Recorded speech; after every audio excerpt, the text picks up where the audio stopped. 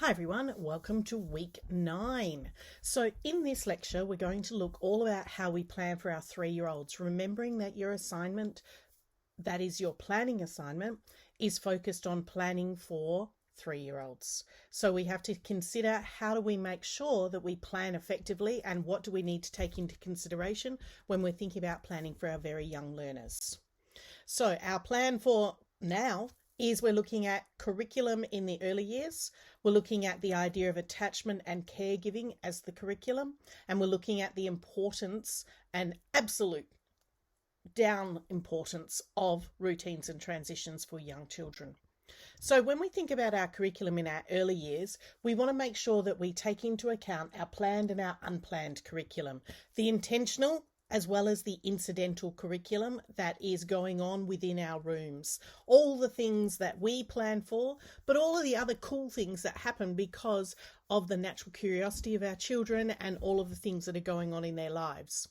We want to make sure that our curriculum includes some child initiated, as well as, remember, we've talked about how we need to have some teacher directed things. We can't just go on 100% child initiated. We have external demands that give us things that we need to cover and do. We need to take into consideration and ensure that we blend in our environment, and that can be the physical environment, the emotional environment, the social environment, all of those ideas of our environment around us. The content of what we want to teach along with how we need to teach it is important. We want to think about all of the other itty bits and pieces that happen as part of curriculum. So all of the in-between stuff, all of our transitions, all of our routines, building our music in, having our little movement times, putting in some things with digital tools, having our things that are completely disconnected from anything digital and being outside, building in our risky play and so on. So when we think about what we're doing with our young learners, we really have to consider this idea of how we plan effectively for babies and infants. Some of the work that you've already done in schools has been very focused on the primary years of schooling, which has a curriculum, it has a clear set of outcomes, it has a focus. When we're looking at our very young learners, from our babies all the way through, we need to think about this idea of the blend of care and education. So there is a very fine line between what is effective care and what is effective education. We don't want to go over into just education and we're forgetting about how we take good care of our little learners.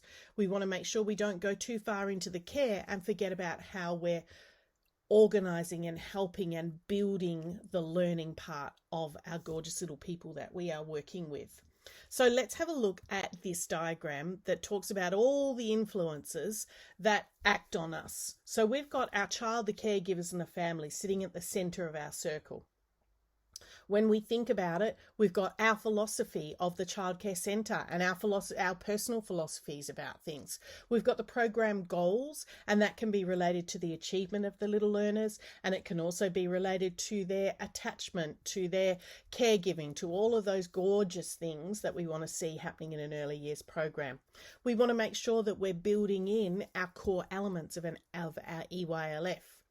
We want to ensure that we have effective observations that are guiding us and showing us what the children are able to do and what they're having difficulties with and what we need to intervene with at different points. We need to plan for every single child that's working with us and that we're working with them. We make sure that we're not just planning for the room or the classroom. We're planning for James and we're planning for Jim and we're planning for Fred and we're planning for Sarah. We're planning for all of those gorgeous little people that we're working with. We want to make sure that we're really thinking about our environment. So how we set up the physical environment and how we set up the human environment of the people, the shifts that they're rostered on for, who interacts with which children. Are we swapping people around or are we keeping consistency? How are we making sure that we're planning for all those things? And finally, how are we making sure that we are evaluating what we're doing as well as reflecting on how and why we're doing different things in a particular way? So if we look at this, moving into this idea of attachment as the curriculum. So there's a theory of attachment from Bowlby, which talks about this idea that people are at their happiest when they feel safe and secure. We know that as adults, let alone think of a very small baby. So Bowlby describes the concept of what we call a secure base. So a child develops this attachment to their primary caregiver, and they're the secure base. When the child's developed a secure attachment, they'll take steps away from that secure base, and slowly those will become longer and longer. Now, this secure base also extends so that the child feels supported. It doesn't matter if they're not literally within handhold of them. The secure base is generally our primary caregiver at home, but it's also our primary caregiver in childcare, or it could even be the teacher when you're in the formal years of classroom. So when this process happens naturally and really allows for support of the child grows up feeling safe and secure beyond. I'm not sure I understand. Beyond the parent.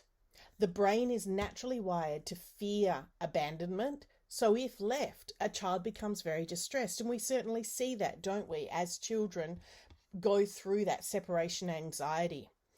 Now, what we have is the brain really is terrified of being abandoned.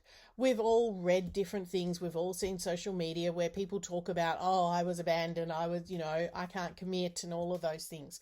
We know that what happens in our very early formative years guides us for our responses to different emotional reactions for the rest of our lives. So we want to make sure we're building the best possible scenario for our little people that we are working with. Something that we don't realize as much that we have a lot of influence over with young children is the stress hormone cortisol. Now, our stress response enables our body to really prepare for that potential threat. So our body releases stress hormones, cortisol, when our body is in distress in any way. So when a baby is stressed, cortisol washes over the brain and the body. If the baby is soothed, whether it be by touch, by picking the child up, by singing, any of those sorts of things, that hormone subsides. Over time, the baby learns that if his or her needs are met, that same experience produces less and less stress. So they'll cry, someone will come over, they will get soothed, and the baby goes, oh, all is okay now. If left, the baby's levels of stress hormone go back to its new level, higher than it should have been, than if the baby was always in a fight or flight or freeze mode. This has long been the implications for our emotional well-being. So it affects our intellectual development, it affects our physical development. So we need to think what happens in our childcare centres, in our early learning centres, in our schools, is that we have to realise that there will be certain points where we become quite pivotal in providing that soothing mechanism for the small child. And that can be during our drop-off and pick-up. So that's why we get some runners, because their flight reflex is really kicking in because they're very stressed that they are leaving mum.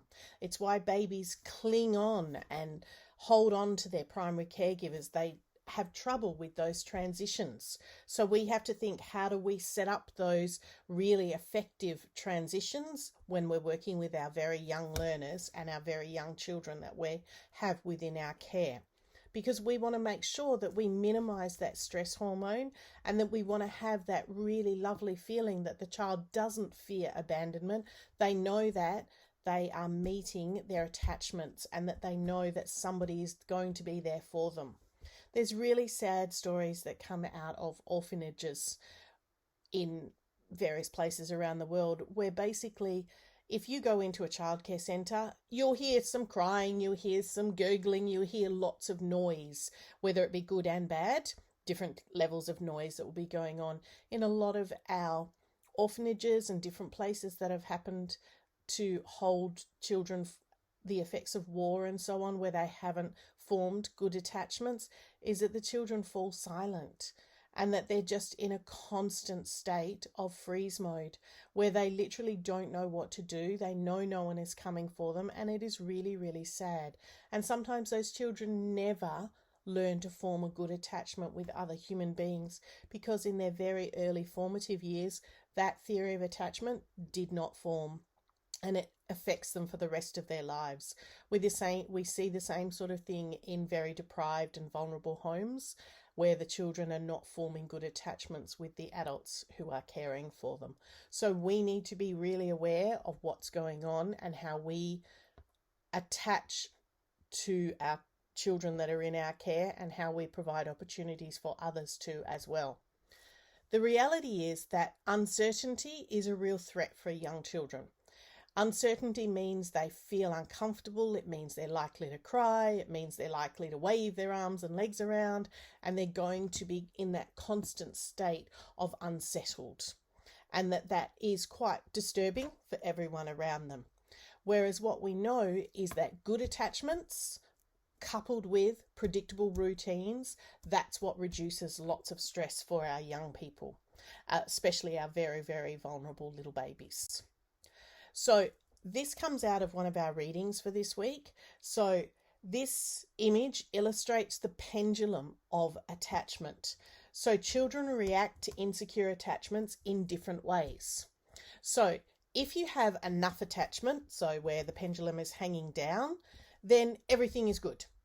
If you have insecure ambivalence, what happens when they're not feeling their needs are being met? They're clingy, they're needing constant reassurance, they're over emotional, they're attention seeking in various ways. If the pendulum swings completely the other way, the insecure avoidant, they don't look to others for help. They literally just don't look because they have had so many opportunities where they've never been helped, so they don't start to look to others. By consequence, they hate to fail because they have nobody to come in and help them. They may become very withdrawn and they may be quite stunted and unemotional. And neither of those are a good thing. Oftentimes people will see the insecure ambivalent where they're clingy and very shy and all those sorts of things. They'll see that as possibly even more positive, and they might see the avoidant one as being very strong and stoic and so on. Each of them are going to have issues as they go through their lives because they have not had enough attachment. So it's important that we understand what's going on with the children in our class and that we don't only pay attention to the very shy one who's clinging to mum, but we also look just as much to the one who is very withdrawn and unemotional because we're not sure what's going on with them either. So it's our role as the educator in the room to make sure that we're understanding the motivations for each of the children. So if we look at attachment as curriculum, what does it look like? It looks like things that we can plan for and we can organise. So we look at our arrivals and departures. So we think about how we're going to work with our parents, our caregivers, to ensure that when the children arrive and when they leave, it's pleasant and reassuring for the kids. So think about what are you going to build into your morning. So when I had my very young kindies at the beginning of the year, we had a 15 to 20 minute morning transition time where we encouraged the parents to stay, and then we did our claps and said, okay, time to say goodbye to mummy and daddy now. And that any time in that 20 minutes, they could say goodbye to them. But when we gathered them back, they knew that was the transition point where they transitioned from being with mum, dad, caregiver through to being with us. So you think about how do you plan for your arrivals and departures? How do you make sure that you have consistent staff, consistent routines, and most importantly, consistent expectations about everything? Now, staff, in a lot of our childcare centres, there is quite a lot of staff turnover. So having good staff that are working with the babies and the transition in the toddler rooms, that is crucial. Kindy kids, yes, they will cope with different people coming in and out. Babies like to have the same people there. So thinking about how you set up your staff rosters, having the same person on every morning, most mornings when your new babies are starting. So if you have a 6 or 8 week old baby starting in your centre, don't have a different person for them every single morning to say hello to them. Try and have the same person on that does the first feed for them and so on. Think about those routines and how you set those up in your day. Don't just swap and change. Have morning tea is always at 9:30 or 10 o'clock. Breakfast is always early. You've always got snacks at this time. You've always got lunch here. There's always the same plates. They all sit at the same table. Set up those routines to make it nice and consistent for the children. And think and plan for relationships. Allow the children to bond with different people in different ways. So that attachment as curriculum, it's not going to make things better if the children don't feel comfortable. So you have to be having people that work with you who are warm and interested and ready for the children at various points. So our caregiving as curriculum has three main principles. It's an important part of our pedagogical work that we understand how we are the educators of those infants and toddlers. So neuroscience has demonstrated for us the importance of early years development, the importance of the development of the brain, and the ways in which the brain and the body all become integrated. And this is why we really want to make sure that we advocate for this whole idea of a holistic approach to development. So it's making sure that we understand we have a primary caregiver. We understand that we have a good continuity of care and that we have consistency. So those three things are crucial. So the integration of the brain and the body means that our physical care is an integral part of and stimulates our infants and toddlers' learning and development. So the nurturing involved in those moments of care, things like your meal times, your nappy changes, you're going to sleep, you're singing songs, you're moving, you're just carrying them around in some way. They all offer a meaningful context for the development of interactions, and they're a central component of infant and toddler pedagogy. Making sure that we have the right ratio of adults to children, low staff turnover, as I said, they're all part of developing a better quality of caregiving practices. In our NQS, that was how they ensured that we have a tool to address this quality of caregiving. Now, our primary caregiver, they are the people that build strong relationships and make sure that separation becomes less and less of an issue for the children. They know the children's interests, they know the children's needs. The continuity of care, as I said, same caregiver at drop-off times, continuity over a year for babies if possible. It increases all their secure attachments, and consistency is connected to those idea of routines that we set up. How do the families change the nappies, feed, put them to sleep? Find out. See if you can do some of the same things. See if childcare and home can have a mirror in those different levels of consistency and routines. So routines and transitions, they are, to me, some of the most important parts when you're working in childcare and when you're working with very young learners as a mummy as well. For the child, these are the learning opportunities. So we want to think about what our routines and transitions can teach children. So what should they involve? They should encourage that idea of attachment. We should make sure that they are contributing to the emotional security and success as evidenced by the children. So children thrive when they are in a well-ordered and predictable environment, where those routines such as arrivals, departures, mealtimes, naps, toilets, they're dealt with consistently by every single caregiver. Daily routines give opportunities for our children to learn more about themselves, the world, and lots of other people around the world as well. They also offer children a really good sense of stability, and that cannot be underestimated. That feeling of warmth and caring from the educators. The challenge is to develop those appropriate routines for children that give them all that sense of consistency and security, but they must remain that, that little bit of flexible that you need to have and responsive to the needs of every single child. So when we make environments that provide those safe spaces for children, children learn they can trust the adults who are in their care and they can meet their needs, and they then start to relax and explore their world, and therefore they're going to be ready to learn. So it's making sure that we're providing those opportunities for optimal brain development. So what do some routines look like? So the things that we really want to consider is we make sure we have a consistent and predictable schedule, and that might be supplemented with things like a visual timetable. So most of the time when you work in a childcare centre, you will see the timetable as soon as you walk in whichever of the rooms that you're going into. There will be some type of visual timetable. If you're working into a kindy or a pre-primary room, most of those have a visual timetable as well. Think about your drop off and your morning routine. So when a child comes into the room in your childcare centre, are they handed to a carer if they're not walking yet?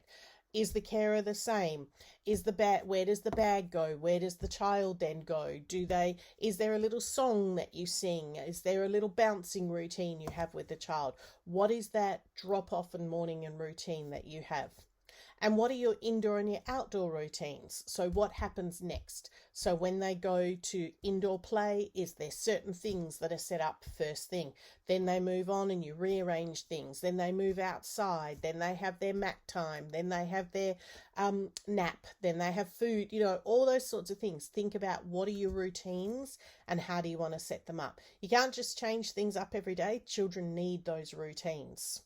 So you want to make sure that all of those routines are set for all of the caregivers who are working there. Now, we want to make sure that we're making the best of the skills of the caregivers that we have in the room, as well as the resources that we have available to us. So think about how you can plan to make sure that you have followed a routine, but you're changing up certain things within it, but not creating anxiety for the children. So we've got our routines and then we have our transitions. So I love to sing songs when I'm working with really young learners. You want to make sure you get them involved as much as you can with different things. Think about your music, your movement, not just putting on a video, but actually putting on some songs, singing, getting their whole body up, getting them moving, doing some little finger plays, thinking about some games, maybe having a hand washing song, and so on. If you're not sure of the different things that you can use, particularly as you move, some of you will move next year into childcare, just knowing that there are resources available. So there's the Active Baby Smart Kids website that has lots and lots of cool finger rhymes on it. ABC for Kids has a whole early educators section, and that allows you to find different things that you might be able to use. And Teaching 2 and 3-year-olds, great website with lots and lots of different songs and games that you can play with very young learners. So now let's move on to play as curriculum. We've looked at the routines and transitions. Now think about our play, and this is where we spend, and you have already spent in your degree at the moment, lots of time looking at how we use play as the focus for all of our learning. So we want to make sure that play is an intentional element that is planned for, but child-led. We want to ensure that we have some good longer term sustained opportunities for play, that we're not just putting something out, doing it for 10 minutes and moving it away. We want to give the children opportunities. We don't want them constantly doing that flit from one thing to the other. And because we value play, it is the way we learn. So as the educator, we need to document what the children are learning and how they're going about it and so on. So when we're thinking about how we record it, for the purpose of planning that we might do at Notre Dame, you might use a simple activity planner like this. When you're working in your childcare centres, they will all have different types of planning documents, and a lot of them will be just for their centre. So we don't set in place one particular planner that you have to use. We know that when you go on your childcare placement that you will have to use whatever the planning documents that they have there. But think about something that has your intentional teaching time and then your various centres that you've set up that will allow them to develop those intentional teaching elements in a play-based environment. And then of course to think about your assessment and recording. We've got versions of this that are included for your next assignment that you have. So let's have a think, and as a summary, what are your considerations? So what's your philosophy? What are your core beliefs that you have about how very young learners interact with their adults that are around them? What's your approach to the curriculum? If you're very focused on outcomes, then it might be a bit tricky and you might have a few more experiences with very young learners. So you can see that you're not going to work with a curriculum, you're working with transitions, you're working with caregiving, you're working with the idea of routines. That becomes your curriculum. Then you want to make sure that you have a really good knowledge about the needs and interests of each of the children in your care. And finally, make sure that you're always going through this self-reflection process or reflection with the other educators that you're working with. What do my routines and transitions tell the children about me, our room, our school, our centre, our core beliefs? Is that reflected? Now, our tutorial is going to have two parts to it. The first part will be all focused on our planning assignment, and we're developing our inquiry question that will guide us through for our other elements of our planning assignment. And part two, we need to get ready for our school visits because we are going out after the school holidays. We have this week in class, next week in class, and then we're going out to our school visits for weeks 11 and 12. Thanks everyone. Hope you had a great week's break, and I will see you all in class soon.